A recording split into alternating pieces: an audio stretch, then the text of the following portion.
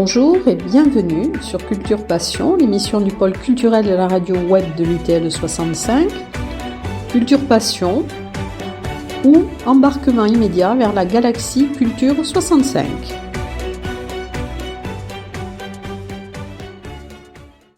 Alors, dans le cadre de l'émission Culture Passion de l'université, de la radio web de l'université du temps libre, Élise Serrano va aujourd'hui essayer de mieux vous faire connaître Xavier Sahut, qui est créateur de bandes dessinées, créateur de livres pour enfants et plasticien.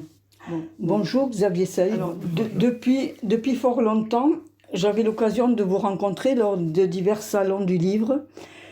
Je connaissais vos parents et je croyais connaître l'artiste Xavier Sahut, auteur et illustrateur de livres pour enfants. Depuis que j'ai eu la chance de vous rencontrer plus longuement, de voir votre atelier, je sais que vous êtes un artiste plus complexe et plus complet que ce que je croyais.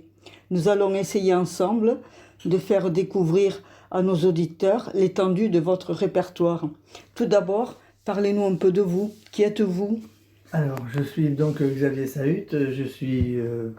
Vous êtes un bigourdan. Voyons, comment je pourrais... Ah oui, voilà, je suis un bigourdan qui habite à la Bigorre, qui habite Tarbes, bien sûr, dans la famille et de Pau, donc de basco-béarnaise, et de temps en temps, j'aime beaucoup aller dans le Pays Basque. Donc pour moi, j'ai les 3 B. Les 3 B, ça me convient parfaitement. Bon, mais quelle est votre formation ? Alors, ma formation, à mon époque, il n'y avait pas d'école de bande dessinée, de choses comme ça. C'était, si on voulait faire du dessin, on partait sur Paris et on faisait carrément ou section architecture intérieure ou la section publicité. Donc, après votre école, vous avez eu une expérience professionnelle ? Alors voilà, oui. Alors après mon école, donc je suis parti dans les boîtes de publicité. Alors à mon époque, c'était Paris, c'était impératif, il n'y avait rien d'autre. Donc j'ai eu la chance de rentrer dans une très très très grande boîte. Je crois que c'était la 2e de France après Havas. Et puis après, je suis passé dans les boîtes de pub. On passe de boîte en boîte en fonction du montant de vos salaires. C'est-à-dire si on veut monter un peu plus, donc on est obligé de changer, etc. Et j'ai fini chez ce cher Jacques Ségala qui avait... Ah, quand même. Oui. Et surtout dans une des filiales. Après, j'ai pu quitter Paris un peu, parce que Paris, quand on est un peu bigourdan, on aime bien la montagne, la campagne, etc. Mais là, j'ai fait un petit crochet, et donc j'ai travaillé dans une filiale de chez Jacques Ségala à Montpellier. Pourquoi ce désir de quitter une vie professionnelle confortable et de vouloir vivre de son art ? Alors, parce que la publicité, c'est très très bien en étant créatif, on peut faire plein de choses très intéressantes, mais des fois, surtout quand on tombe dans des villes comme Montpellier, qui sont beaucoup plus petites, très souvent c'est le client qui apporte ses idées, c'est le client qui nous impose de faire des choses qui, moi, en tant que graphiste, ne m'intéressaient absolument pas. J'étais pas du tout d'accord pour faire des petites bêtises, des trucs comme ça. Moi, ça m'intéressait pas. Donc j'en ai eu vraiment assez au bout de entre 8 et 10 ans de publicité. Ceux qui ont travaillé dans les boîtes me comprendront très bien. Donc c'est un métier où il faut avoir aucun scrupule. Il ne faut pas avoir peur, il ne faut pas avoir... Bon, moi, ça ne me plaisait plus du tout à la fin. Alors, ce que j'ai découvert aussi, c'est que vous êtes passionné d'histoire régionale et que vous avez créé des bandes dessinées sur des personnages historiques de notre département et sur des lieux dits remarquables. Bon, vous allez nous parler de votre bande dessinée consacrée à Jean-Dominique Larrey. Alors, Jean-Dominique Larrey, j'ai eu beaucoup de chance. Mon père, qui était médecin militaire, qui formait aussi des jeunes médecins aux techniques de l'armée, et mon père était instructeur aussi au Val-de-Grâce à Paris. Et alors, au Val-de-Grâce aussi, c'est l'endroit où Jean-Dominique Larrey, le chirurgien de Napoléon, a écrit ses 7 tomes. Toute sa vie est marquée et est inscrite dans des livres qui sont au musée du Val-de-Grâce. Donc mon père a eu accès à ces livres, et on a pu commencer à raconter l'histoire du chirurgien Larrey. Et ça tombait bien parce que en Bigorre, dans la Bigorre, il y avait la maison natale du chirurgien Larrey. Et dans ce cas-là, dans cette maison, mon père était un petit peu un précurseur puisqu'il a décidé, avec plusieurs personnes, de monter un musée carrément sur l'histoire de sa vie de ce chirurgien de Napoléon, qui, quand même, Napoléon, en parlant de lui, disait que c'était l'homme le plus vertueux qu'il ait connu. Oui, et alors dans cette bande dessinée a été créée avec votre père Jean-Michel. Voilà, absolument. C'est lui qui en a écrit le scénario et c'est vous qui avez fait les dessins, c'est Voilà, c'est ça. Et alors donc, si vous voulez, dans notre bonheur, on a eu une autre chose qui nous a un petit peu contrarié, c'est que Jean-Dominique Larrey a fait toutes les campagnes napoléoniennes et il est mort à 77 ans. Donc il a une vie hyper chargée, donc ça a été très très très compliqué pour faire rentrer toute l'histoire de sa vie dans un album de bande dessinée. Et tellement il y avait de choses très intéressantes à dire. Et bon, ensuite vous avez créé aussi une bande dessinée sur le pic du Midi de Bigorre. Voilà, absolument. Alors donc j'ai eu la chance de visiter, de me balader dans les couloirs, de voir un petit peu l'ambiance qu'il y avait juste avant les travaux, avant que le pic devienne un petit peu ce côté commercial, un petit peu. Donc moi j'ai pu, avec l'aide de la bande dessinée, j'ai pu me documenter, j'ai pu me balader et j'ai pu raconter un petit peu toute l'histoire du pic, mais avant les travaux. Alors cette bande dessinée a été aussi créée avec Jean-Michel, votre père, c'est Voilà, ça? c'est ça, parce qu'il y avait beaucoup de livres, beaucoup de choses comme ça, et beaucoup de gens ont écrit sur le pic, et donc il fallait avoir des choses intéressantes, et on fait beaucoup de tri aussi pour savoir ce qui peut plaire, ce qui ne peut pas plaire aussi, etc. Par exemple, lorsqu'ils ont fait les travaux, on a visité la chambre de monsieur Vossenac, qui était superbe, avec des voûtes en pierre, etc. Tout ça, ça a été complètement démoli et à l'époque, il y avait une super cafétéria qui a remplacé toutes ces choses. Bon, ensuite, il y a une BD qui, moi, me parle, c'est des chevaux et des hommes, hein, c'est l'histoire du Haras. Du Haras, voilà, c'est l'histoire du Haras et c'est l'histoire du petit cheval que l'on avait en Bigorre qui deviendra une souche pour faire l'anglo-arabe dans les Pyrénées. Alors au haras de Tarbes et au haras de Gélos aussi en même temps. Oui, mais dans cette bande dessinée, vous faites un peu l'historique du cheval. Enfin, l'historique du cheval, non. Vous parlez de l'évolution du cheval. Voilà, je me sers de l'évolution du cheval, justement, et parce que le cheval et son extérieur, ses bâtiments, le haras et tout ça, ça va avec, c'est vraiment l'histoire. Donc je raconte en même temps l'histoire du cheval et en même temps l'histoire de notre département, un petit peu tout ce qui s'est passé. Et bon, ensuite il y a le chevalier sans nom, c'est qui est l'histoire du château de Mauvezin, de l'abbaye de l'Escaladier. Voilà, c'est ça. Et alors ces BD ont été coécrite avec Yvonne de Paris. Alors, Yvonne de Paris, dit Vonvon, qui était une libraire à la bibliothèque près du Conseil général, juste à côté. Donc, on avait accès à beaucoup de documentation, on est allé très souvent au château, on a vu comme ça. C'est très très intéressant parce que la partie recherche aussi est vraiment très très très riche et il y a plein de choses. Et alors c'est à nous après à faire le tri des informations que l'on fait passer ou non.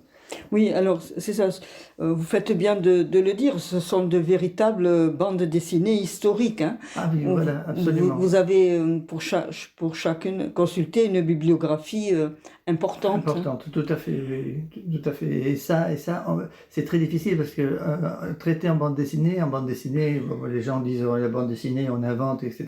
Tandis que là, on n'invente rien, on invente uniquement que des images.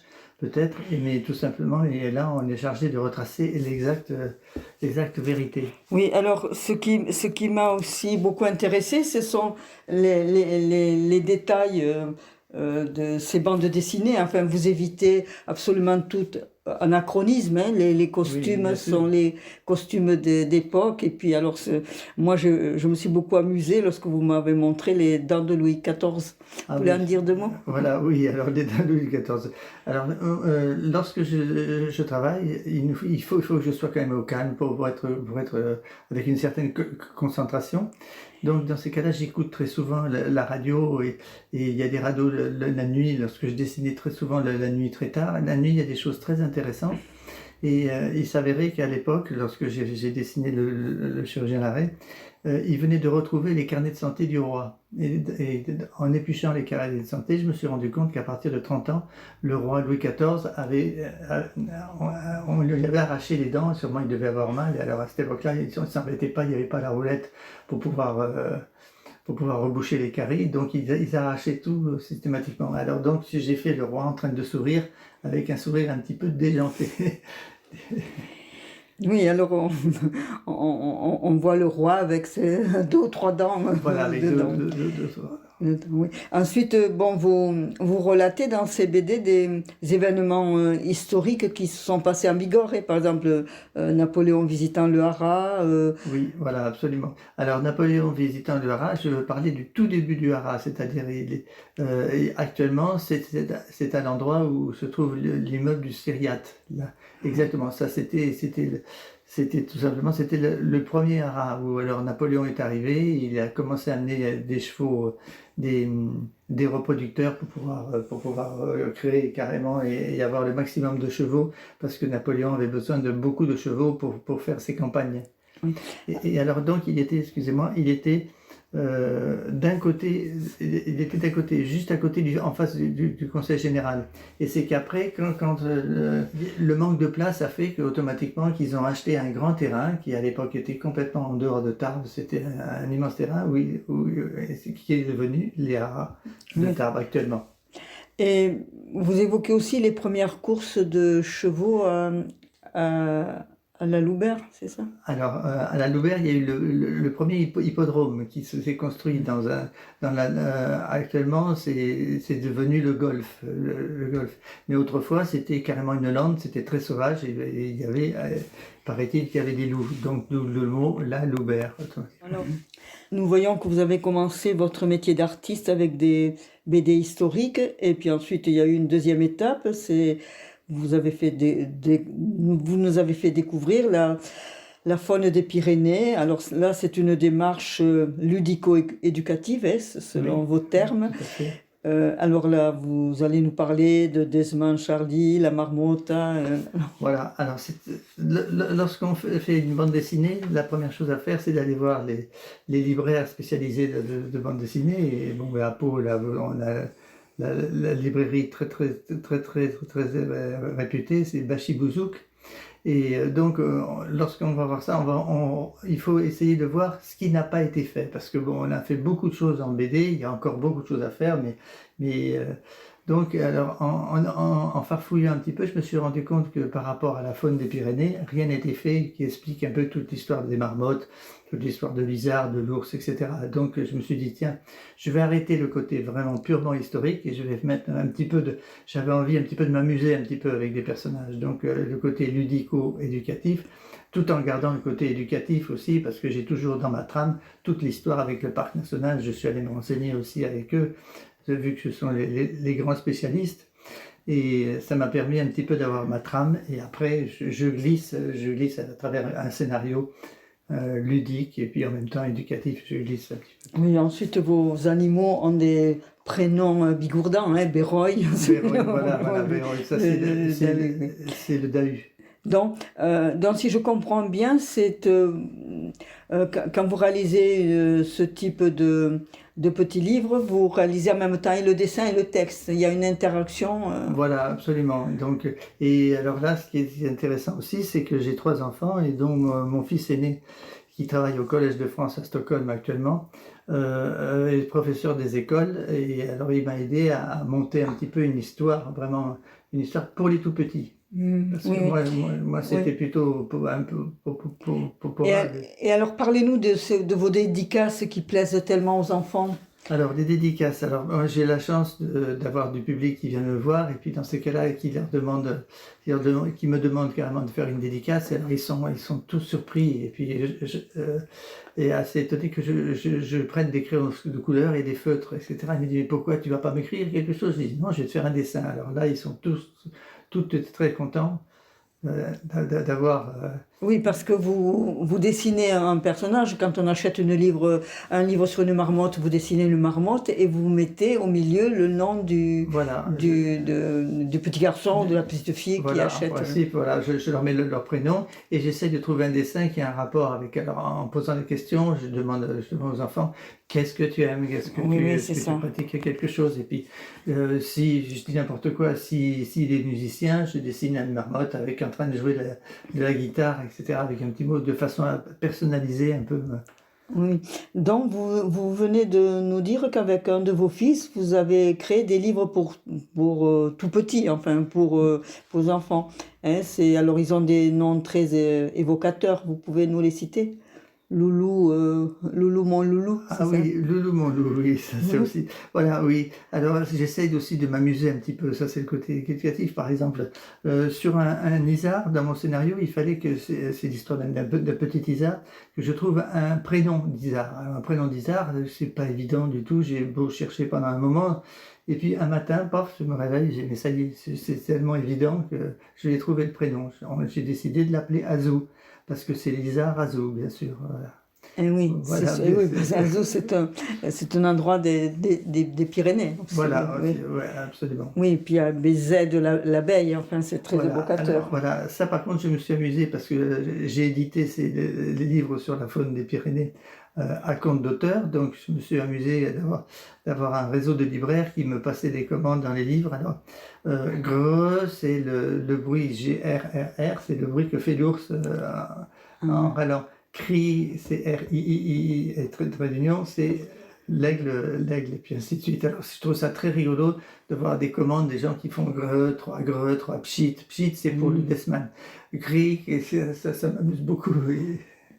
Oui, alors il y a, vous continuez à chercher toujours, hein, puisqu'il y a un nouveau type de BD réalisé avec un autre de vos fils, Quentin.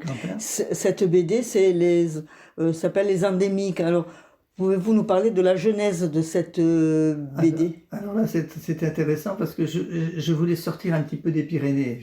Mais par contre, je voulais garder mes personnages, c'est-à-dire un ours et un desman, qui sont les animaux qui sont en voie de disparition imminente là, dans les Pyrénées. D'ailleurs, des ours, il n'y en a plus vraiment. Des ours des Pyrénées, il n'y en a plus. Le desman est en voie de disparition très vite. Hein. Et par contre, j'avais beaucoup de mal à trouver l'idée comment je pouvais les faire partir. Et puis mon fils un jour vient me voir, me dit papa, j'ai décidé, je vais faire le tour du monde. Le tour du monde. Alors du coup, ça fait tilt dans ma tête. Je dis mais bien sûr, évidemment, tu vas faire le tour du monde. Donc quand tu verras dans un pays un animal qui est très intéressant, qui est endémique et justement, on va essayer de savoir comment il a fait pour pouvoir résister et tenir jusque-là. Et ça a donné cette bande dessinée. Oui, mais elle est différente des autres parce que dans cette bande dessinée, il y a des photos réelles des lieux. Par exemple, j'ai le souvenir d'une photo de Rio de Janeiro. Oui. Alors oui, évidemment. Alors donc, je me suis servi dans une page, j'en ai pas mis beaucoup, mais j'ai quelques photographies justement que mon fils a pris, et j'ai trouvé ça intéressant justement que lui, il avait fait le décor et moi je faisais le personnage. Alors tout simplement, il suffit de calquer les personnages directement sur la photo. Alors au début, pour pouvoir un petit peu faire ce système un peu qui passe tout seul et pour que je puisse me faire comprendre par rapport à mon lecteur, j'ai détouré mes personnages d'un trait blanc et petit à petit, ce trait blanc, il devient à peu près les couleurs de la photo et dans ces cas-là, vous avez mon dessin qui se fond dans la photo.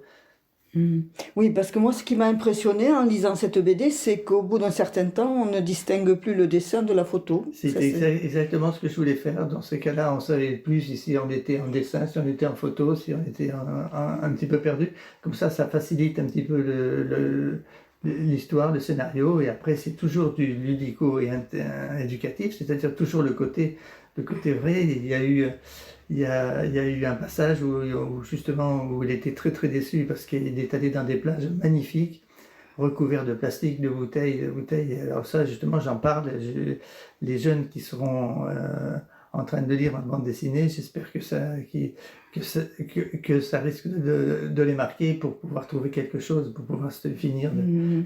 Donc, vous pensez creuser cette idée, vous pensez faire d'autres bandes dessinées de cette manière, avec des photos et des dessins? Oui, pourquoi pas. Là, pour le moment, là, je viens de sortir de la bande dessinée d'Endémique, donc qui était un gros travail, puisque pour faire une bande dessinée, il faut d'abord commencer à faire le scénario, ensuite le dessin, ensuite mettre en couleur, relier tout ça.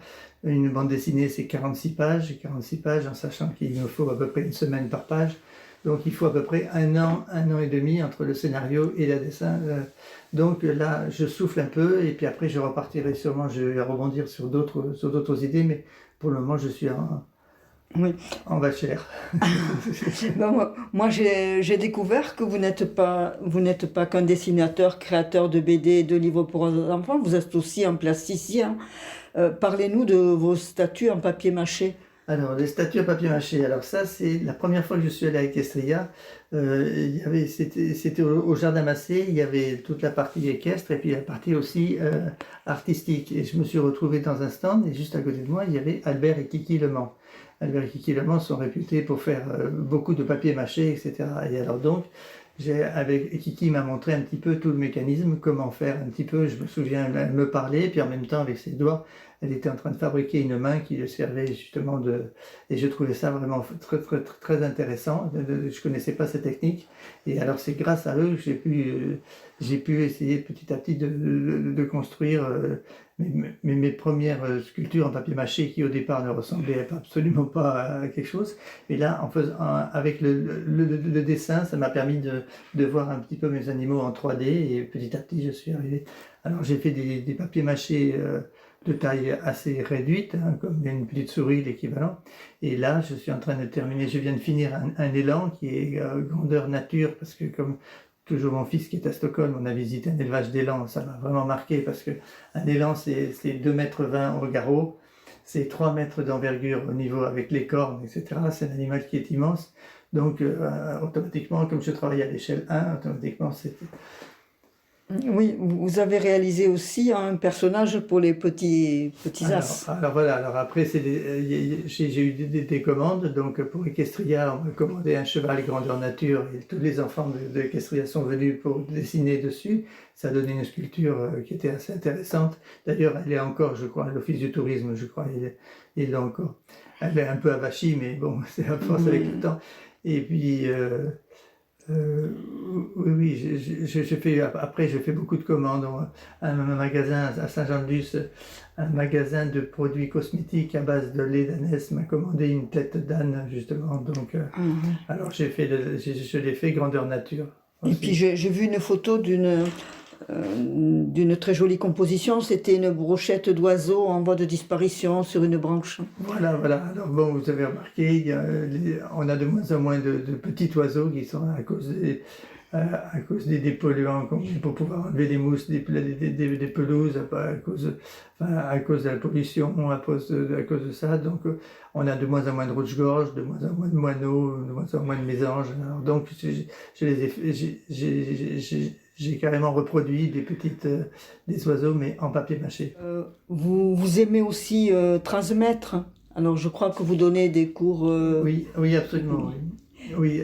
Vous pouvez nous préciser, vous donnez des cours réguliers à l'Artelier, je crois. Alors ça, oui, ça c'était à l'Artelier, et puis après... mais surtout, ce que je fais, ce qui m'intéresse le plus, c'est de passer un petit peu ce que je sais, non pas pour savoir, parce que ça ferait très prétentieux, mais je leur explique comment on fait une bande dessinée.